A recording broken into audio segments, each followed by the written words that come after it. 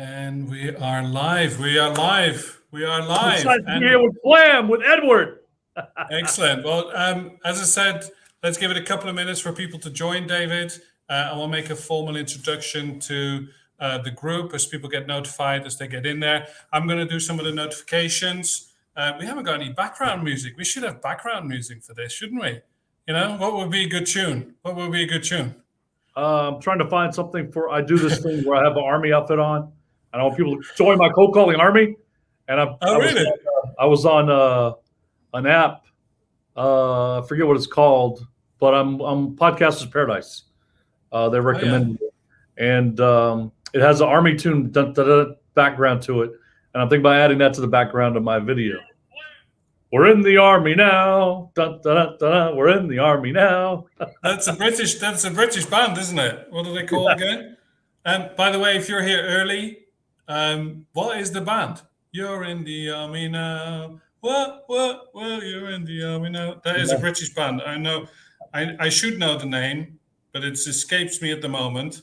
As I'm just sending out some invitations to people, just bear with me. By the way, we have a very good friend of ours who runs a business networking group called the Business Growth Show. He was actually a guest on this show a few weeks ago. Sam Dunning. There's a guy called Mark Linton here in the UK, and he used to be in the army. And that's kind of his spiel. He puts his beret on, and he'll start bellowing out these motivational speeches. It's absolutely legendary. Right, let me just find the broadcast group, and I'll drop the link in here. Good, but I'm super excited to see you here, David. We found each other on LinkedIn. I just got back from Funnel Hacking Live with Russell Brunson. Oh, yeah. Yes. And I got to see Tony Robbins. I got to visit Tony Robbins. And Dean Graziosi? Huh? Dean Graziosi, was he there? No. It was. We had a lot of speakers, but the best one by far was Tony Robbins. Close it out. But I learned a lot from the event. I recommend it if you Funnel Hacking Live, if you're not selling. What amazed me, Edward, was all the people from different walks of life selling cars, selling anything on ClickFunnels. And people, there was over 300 Two Comma Club Award winners all lined up. It was amazing. And that's my goal. He had us write our goals down to mail it to us, to be a Two Comma Club winner next year at the event. But I recommend it 100%. But I've seen Tony. I've listened to his Unleash the Power Within. And but being at his event is unlike anything else.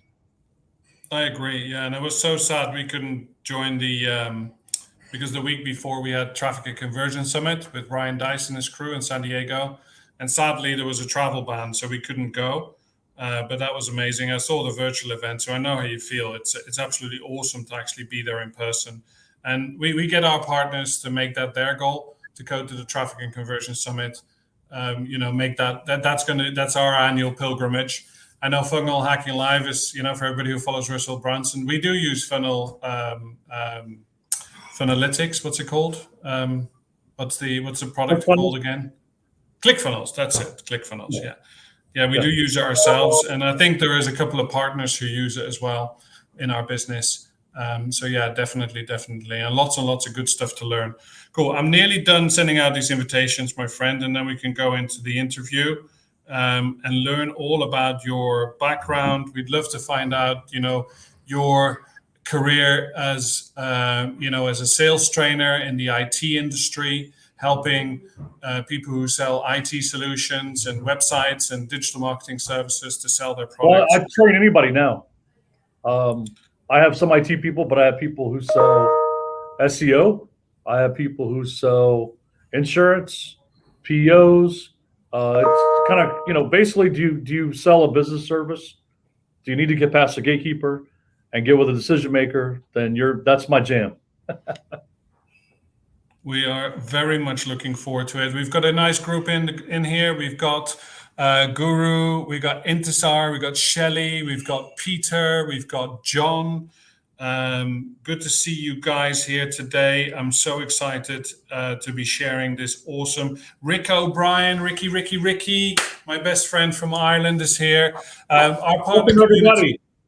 Our partner community is all over the world. We're in Scotland, we're in Ireland, we're in England, we are in South Africa, we are in USA, in Miami, in New York, we're in Sacramento on the West Coast, we're in San Diego on the West Coast. Worldwide. Absolutely. And so really nice to... Mainly Australia. A lot of people buy my books in Australia. I have some clients out there. A little bit of UK. But hopefully we can expand that out in different areas. Neil McLaren is here. Guys, I'm really excited to introduce you, David Walter. So David, tell us a little bit about yourself, your business, and what you do. And we'd love to hear some of your stories on how to get past the gatekeeper. Yeah, we're getting rock and rolling here this morning. So, if you don't know me, everybody, I'm the author of $1 Million Rebuttal. The camera seems to be moving around. Yeah, $1 Million Rebuttal. And it's a book about cold calling. It says right on the cover, cold calling is not a numbers game. And this is an iconoclastic book. In fact, I believe in iconoclastic disruption, going against the grain, being different so much that I'm starting a podcast myself called Iconoclast Entrepreneurs. And I don't know if you follow ClickFunnels, you know Jim Edwards, Traffic Secrets. He's going to be my first guest. And then Mike Malkowitz said he'll be my guest in January. Mike Malkowitz, I don't know if everybody knows who that is. He's got a new book out, Get Different. But he's awesome. So anyway, I believe in iconoclastic, being different and having a unique selling proposition. So, but basically my journey started, what the book is about is how I had helped my dad make $1 million in the air conditioning business, running an ad in the Dallas Morning News. And we sold millions of dollars worth of air conditioning equipment. And then boom, the 90 recession hit and he went bankrupt. Basically, I went bankrupt by default. I was driving a nice BMW, riding high, and suddenly he was homeless, lost his business, got locked out. And I didn't lose my apartment, but I was going to lose it if I didn't do something fast. And so I went and got a job. Back then you looked in the newspaper for jobs. Remember those days? The classified advertising. Yeah, times have changed. But I found a job, telemarketing, and I did a little bit of that in college. And so I thought, well, I'll do that. And interviewed, got the job. I was nervous because I had never made B2B calls before, right? Mm-hmm. So a lot of people out there, I've been polling on LinkedIn, and I find that one of the two reasons people have trouble with cold calling is A, they're scared to pick up the phone. Call reluctance, baby. Call reluctance. Yeah. And number two is getting past the gatekeeper. So I'm refocusing everything on that. But I was apprehensive about interrupting a business person, in their day, which makes sense. But so basically, I'll make this story short so we can get into some meat, some lessons people can take away from this, right? Edward, that's what we're here for. But just so you know who I am, I started looking in the mirror and saying, I'm going to set 2 appointments. I wasn't killing it. They had an amazing commission structure, but I wasn't tapping into it. Hello, everybody. I wasn't tapping into it. Hello, Shelly. I wasn't tapping into that structure, and everybody there set 2 appointments a day. And I realized, man, I have to set like 10 or more a day to make the money I need to keep my car and my house and help my parents and actually try to buy some land and us relocate and all have a happy family again. Mm-hmm. And they were actually living with me for a time in my small apartment.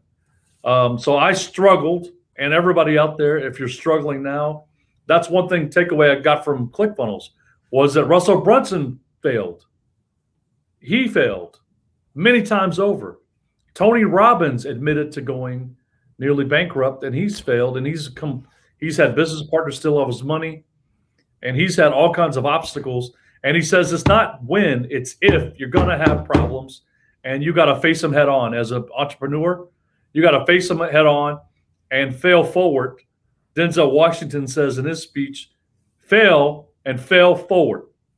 This Anyway, this is awesome stuff. Thank you so much, David. There are definitely some people in the group there right now who need to listen to this. I'm gonna let you carry on. I'm just gonna introduce you to Grant Stain, CEO of Blam. He's come in here. He's apologized. He comes in a little bit later, but here he is. So, hi, Grant. good morning. Hey guys, good to see you. Hey David. Nice to share the stage with you, Grant. Good to see you, buddy. Yeah. Yeah. So we'll let you carry on, my friend. Yeah. So I was facing that challenge, and what I'm a big believer in because of Tony Robbins, as I mentioned before we started, I got a chance to see Tony Robbins at ClickFunnels and fist bump him. It was exciting, electrifying. But I knew about Tony Robbins before and I read his book. But it was See You at the Top that I read. They had a copy at this business. Read that, and so I started looking in the mirror and claiming my goal. And I had figured I needed 15 appointments a day, every day, to max out the commissions and make the money I needed to have the life that I wanted. And so I did that every day for 6 months. And 6 months, exactly to the day, I set 15 B2B appointments with decision makers. 15 B2B appointments with decision makers. Now, just a lot of people think, I want to clarify, I was not a salesperson. I was a glorified cold caller at this time, right? But driving a BMW. People sat next to me and they're like, we got the same job. Why do you have a BMW? And why do you have a great apartment and all this stuff? It's because I tapped into my subconscious mind. And I reimagined in those 6 months, Grant, and I reimagined cold calling from the ground up in a disruptive, iconoclastic way. And we're going to talk about really the one thing. There's many iconoclastic things, but there's one thing that's above all else. But since then, just so you know, I ran my own cold calling company for 13 years. Yes, it was brutal. It was brutal. Hiring employees and all these things and customers' expectations, all that stuff. It was brutal. But after 13 years, I had called it quits. Of course, it was almost a bankruptcy. So glossing over that, call it a learning experience.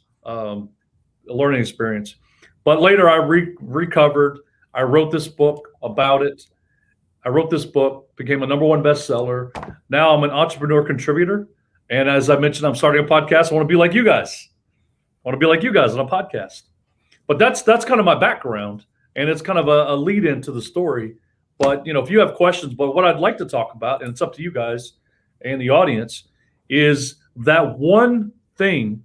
If you're trying to make cold calls and set appointments, what is the one thing that differentiated me from everybody else that set 2 appointments a day, continue to set 2 when I set 15? And what's the one thing that separates the winners from the losers from all the people that say cold calling doesn't work? Is that what you guys want to know today? That would be awesome. Absolutely. That'd be awesome, my friend. This is such a great story because, when partners start with their business, they have just made one of the biggest decisions of their life. Yeah. And that's an amazing decision they've made. They've partnered up with us. They've seen the business plan. They've seen the potential, to create the life of their dreams, the income of their dreams, the business of their dreams. Yeah. And so our job is to help them make that dream come true.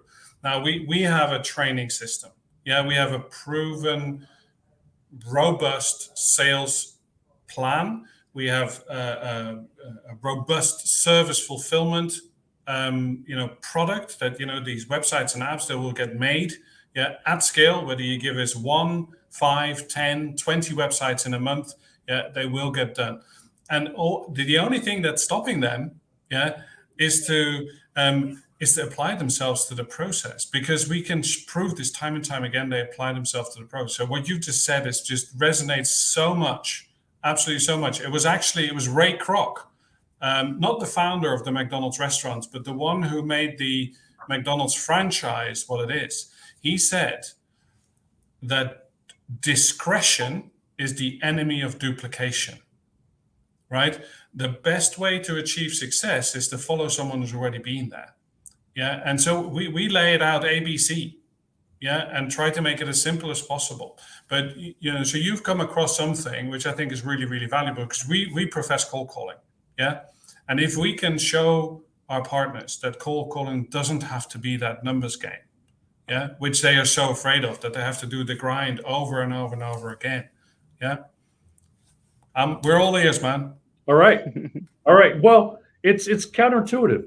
That's why I'm starting that podcast, Iconoclast Entrepreneurs, because I believe everything is the opposite of what we think. Our natural instinct is wrong. It's dead wrong. It's wrong. It's dead wrong. They say when you want to buy real estate, what's the best time to buy real estate? When there's blood in the street.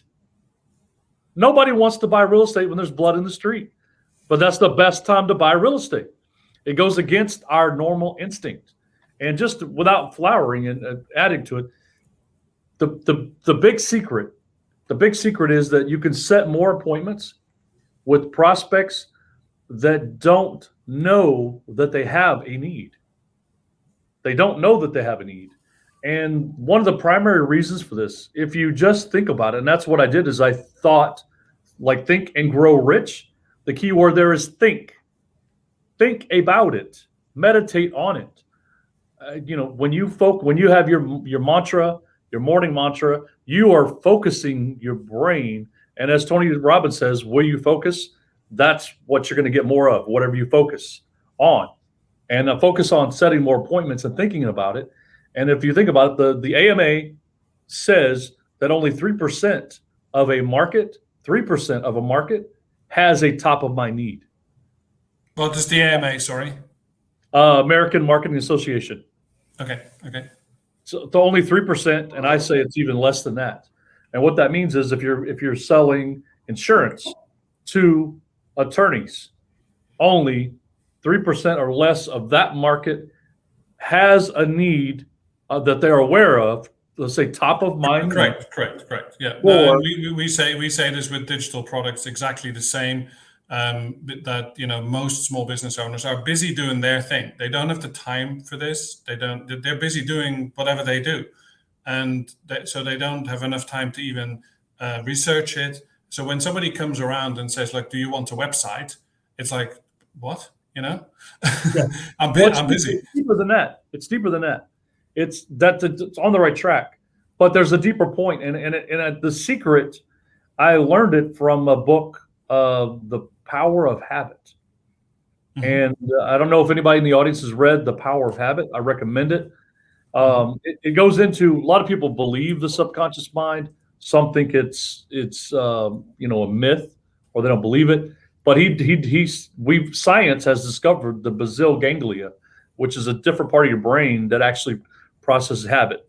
That's a side point.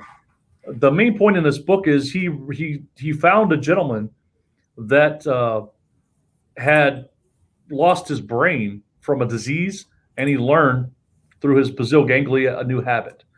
But there's another story, and it's the story of Febreze. And in that story, Febreze, which we all know, have heard of Febreze, probably in the audience. I don't know if it's big in Great Britain and all the other places you met, but it's big in the U.S. Yeah, but it failed initially. It failed, and they had the science. It was a great product, but it failed. And the people behind P&G, Procter & Gamble, sent out researchers because they had product placement. They had product placement, free offers, but a blitz, marketing blitz. Mm-hmm. And nobody reordered. Sales were sluggish or dead flat. So they sent the researchers out to interview people to find out why they didn't reorder or why they're not buying Febreze.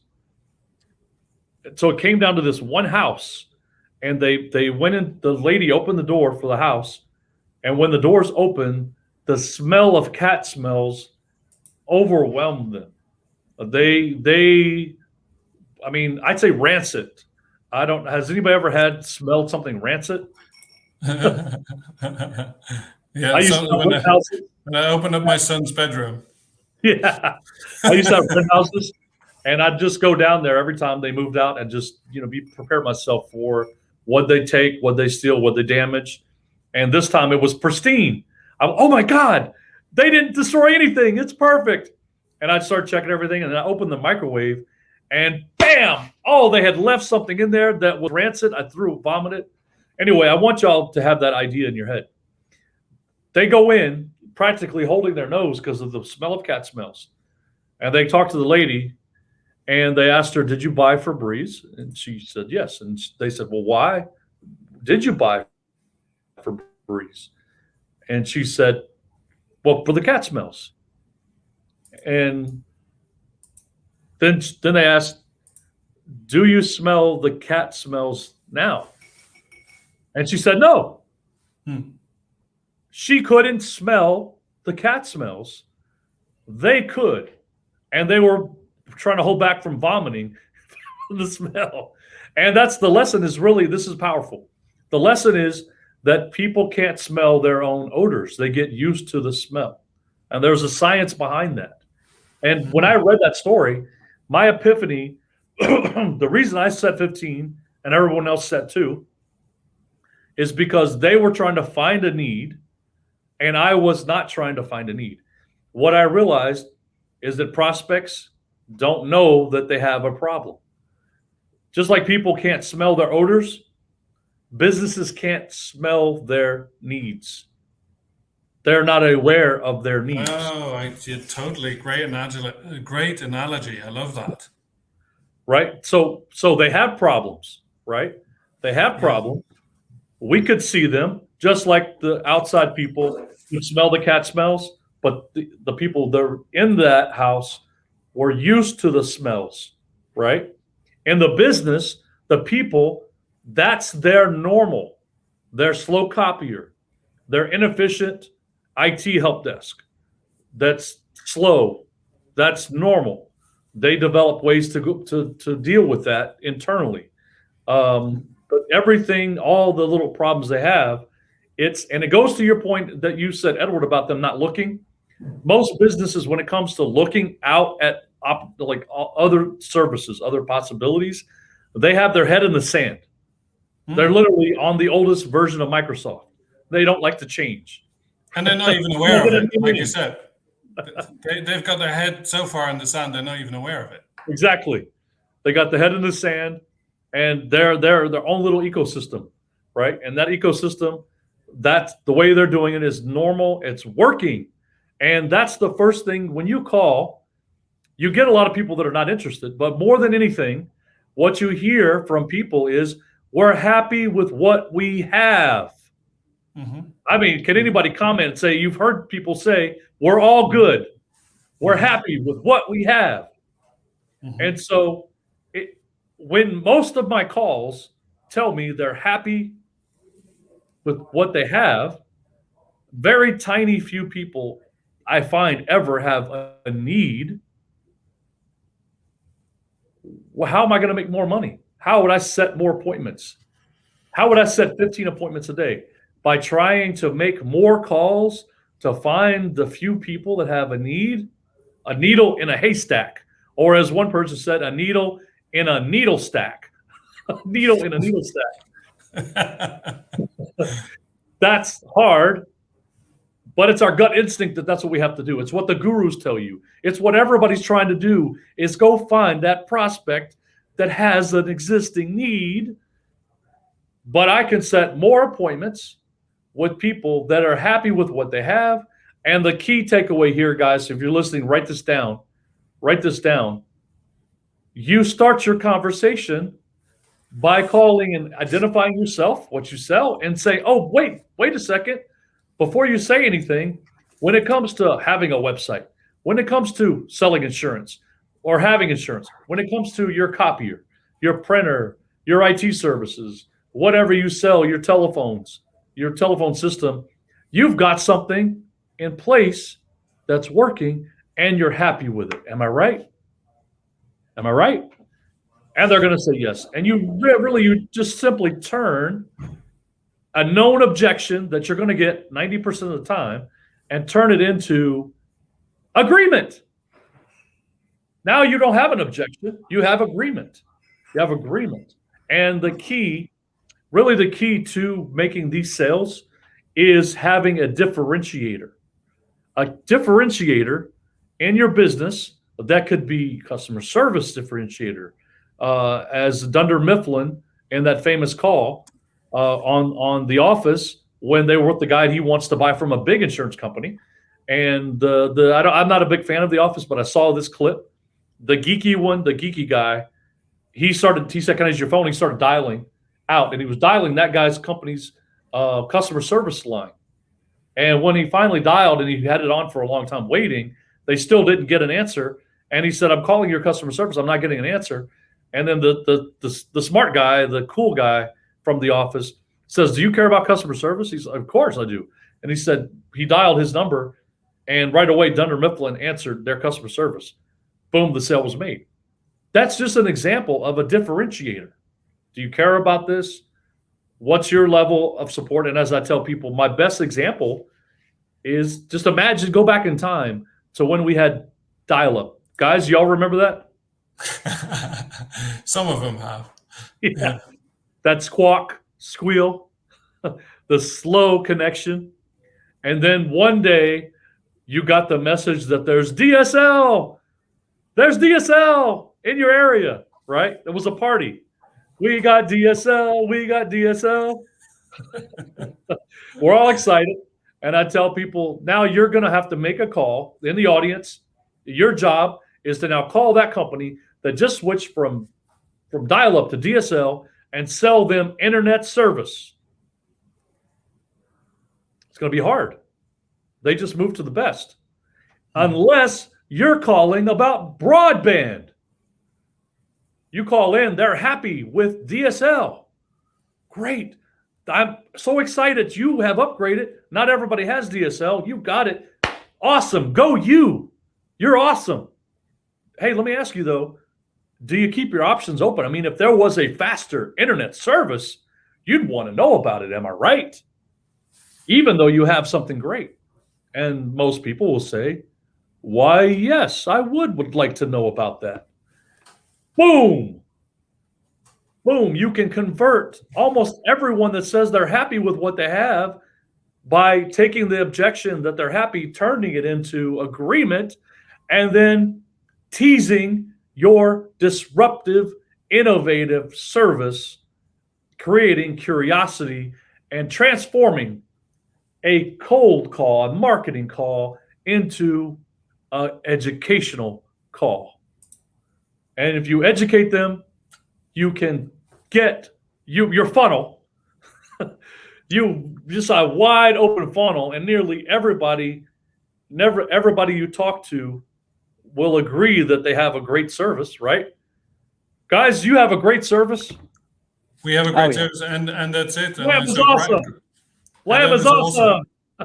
Well, and so Grant has constructed this differentiator, which we call to swim in a blue ocean. Yeah, by the fact that we offer AI websites, and people go, "Oh, AI websites? I don't have an AI website." Yeah, an affordable price. Yeah, on a monthly subscription with no contract, no upfront fee, and it's so you go straight in, and it's. So you guys have AI? We have AI.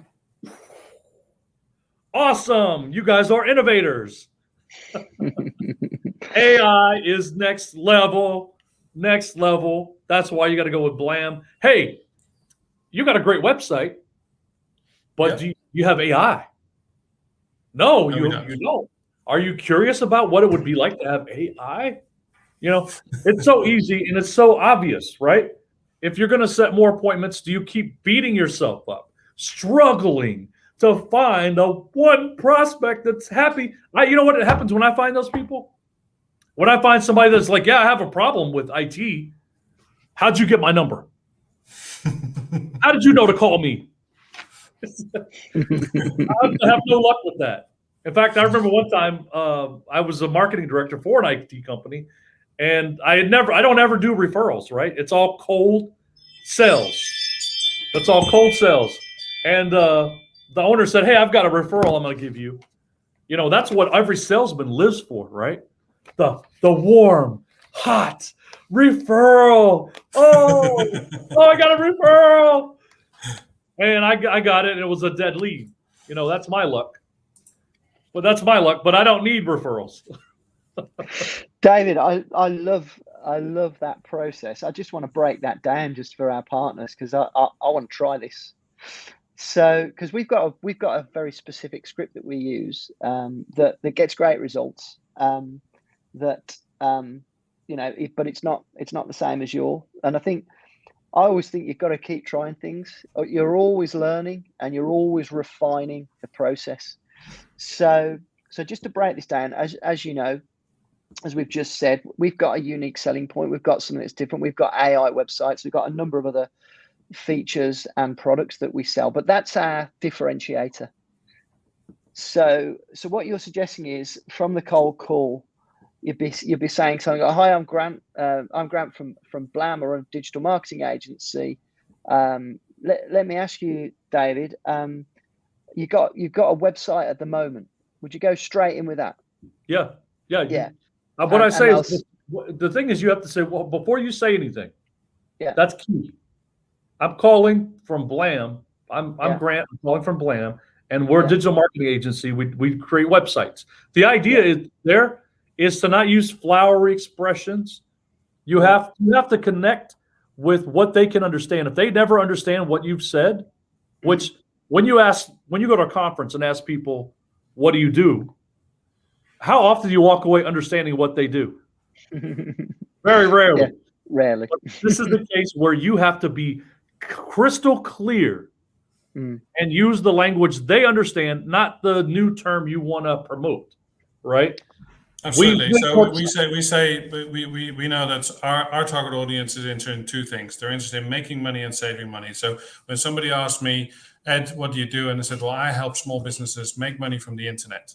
And then they go, "Oh, well, how do you do that then?" And I said, "Well, we do AI websites." And then we go like, do you have an AI website? No, we don't. What's an AI website? And then you have that conversation. That's the same thing, but when you're doing a cold call, you have to do it a little bit differently. Yeah, right? So our entry point on the cold call is we say, "Hi, David. My name is Ed from Blam. What I'm about to say, it will probably take 20 to 30 seconds. If after that 20 or 30 seconds you don't like what I'm saying, we can both put the phone down and we can get on with our day. Are you okay with that?" Well, I know Benjamin is a proponent of that, and I've been on his podcast. And if it's working for you, do. But that's a waste of words, I say. So let's just get back to David's, Ed, because I want to nail this, because I want to try this. Yeah. So we start off by introducing ourselves, say what we do, nice and simple. And then the next step will be, I take it you've already got a great website. Yep, exactly. A great website, you love, you're happy with it, and you're not looking to change. Brilliant. Okay, so you acknowledge.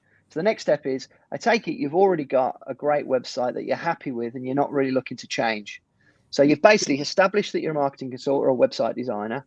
Then you're telling them they don't want to use you, which I like that, because that's the you don't say they don't want to use you. See, that's not what you're intimating because in my thought process, as soon as I start to say to somebody when I'm on a cold call, "I'm Grant and I'm a digital marketing consultant," straight away they're like, "Sales call." So the pattern interrupt is by acknowledging that they've already got a website and that it's something that they're happy with. You don't sound like a salesperson. Exactly. And there's a reason for this. It's from 7 Habits of Highly Effective People, right? When you let somebody know, when I let Grant or Edward know that I get you, that I know where you're coming from, I understand your list of concerns, your worries, right? That's why people pay psychiatrists. I'm your psychiatrist. I get you. I feel you, man. The salespeople drone on and on and on about their service and their benefit and blah, blah, blah, when they didn't get the fact that the guy is happy with what he has first. Let's address the elephant in the room. Let's make the guy know. What I found is that when you get somebody, you let them know, I totally understand where you're coming from, then they open up, just like 7 Habits says.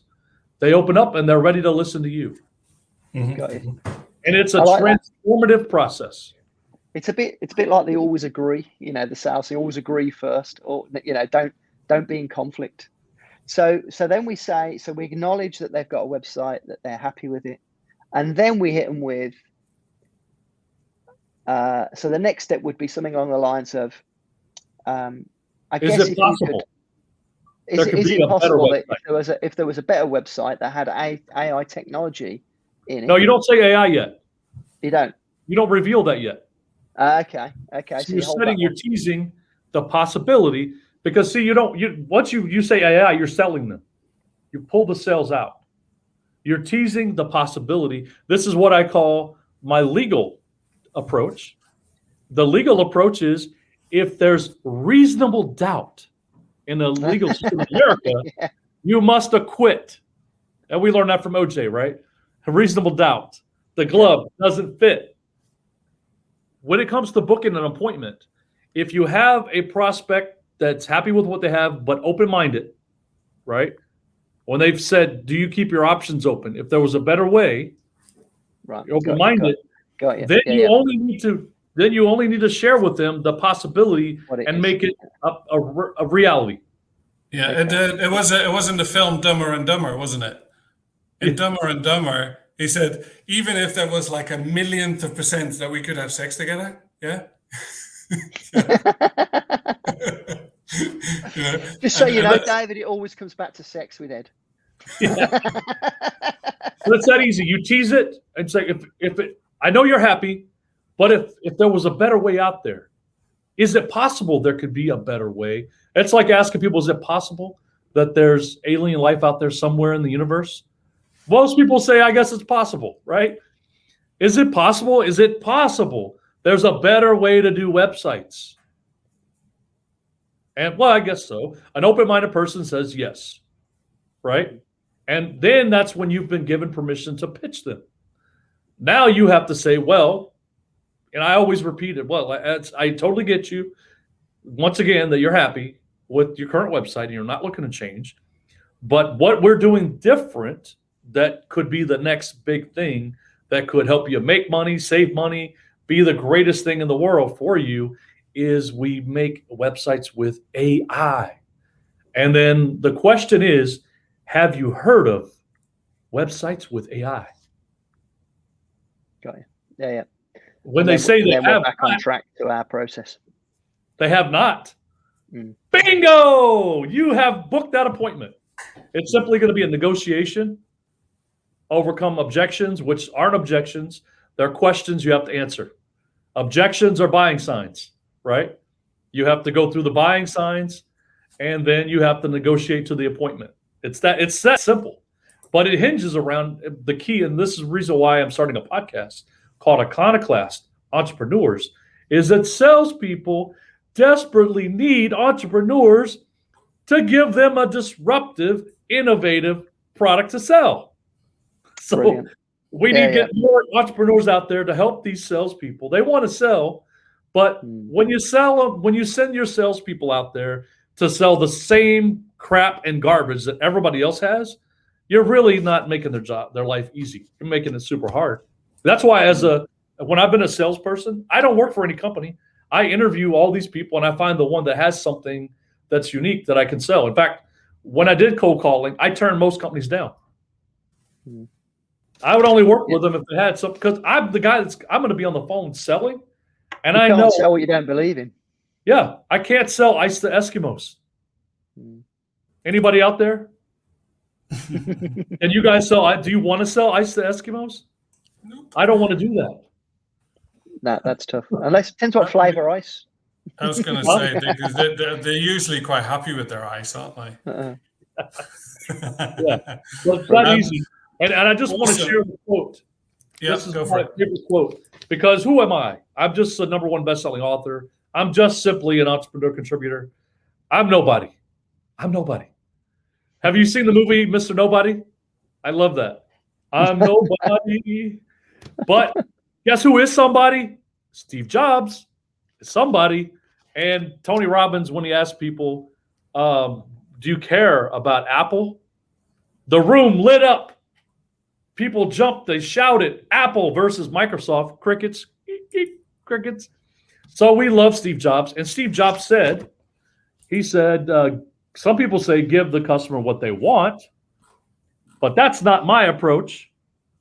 Our job is to figure out what they're going to want before they do. And I think Henry Ford said, if you asked the customer what they wanted, they would have told me a faster horse. People don't know what they want until you show it to them. And this is just proof positive that the unicorn business, Apple, one of the most successful companies in the world, understands that prospects don't know their needs. He sold stuff to people who didn't know they needed a new iPhone. And he's still doing it from the grave. Exactly. So if it works for Apple, an example. If it works for all these other companies, Febreze, by the way, became successful by changing their business model. They stopped selling to people that had a need for odors to preventing odors, which, by the way, is one of the classic ways to differentiate yourself, is to move from being reactive to proactive in your business. Right. Yeah. I love that. Right. So I'm going to try this out, David. I think that cold calling, we're massive advocates for it because there's a real sort of contradiction with our business in particular, in that we're digital marketers, and yet we advocate cold calling above all else as the key lead generator for our business, because time and time again, it proves to be the most effective and efficient way of generating leads for a business. And even though, we're in a digital marketing business, we still advocate for cold calling. You see that hunk of plastic on your desk? It's called a telephone. And I want to make it a cold calling weapon. I want you to join my army. And I'm going to turn you into my killers. When you get a prospect on the phone, you won't let him go. You want them to go unless they buy or die. Yeah, baby. This has been absolutely fantastic. David, we're going to wrap it up. When I sort of end the broadcast, stay with us here. We'll have a quick chat afterwards. So just in closing, guys, first of all, thank you so much, David. Really awesome session. Tell the partnership community, this is going to be on record as well. This is a recording that will keep repeating as well. We're going to be promoting. Tell them what is going on in your life. Tell us about your book. Tell us about your LinkedIn. Where do we find you? Well, I think these people have been posting Facebook. Your listeners are amazing. I'm watching. You guys are the best audience I've seen so far. So let's give it a hand for the audience, man. Taking time out of their day to listen and improve and grow and do the uncomfortable. Those are all my lessons from Tony Robbins, right? Grow, you've got to do the uncomfortable thing. But yeah, Claim Book Offer, CLAIM book OFFER, claimbookoffer.com is my offer. Thank you. I try to drop value bombs. I try to. But that's my offer. Claim book offer, yeah. And I've dropped in the link to the $1 Million Rebuttal book, free book as well. I just make it easy. It's claimbookoffer.com so people can remember. But connect with me on LinkedIn. And I'm trying to chat with everybody that gets my book. Quick Zoom call or phone call and chat. Follow John Lee Dumas. I signed up for his course, and boom, he wants to talk to me for 2 minutes. Little old me, I'm Mr. Nobody, and then a 15-minute call. So I want to chat with people and just find out what you're selling. You've got the Iconoclastic podcast coming out soon. Probably in a few weeks. I'm working on my intro, outro. I've got my logo, which is a hammer that's got the lightsaber from Star Wars. the way it lights up in all directions.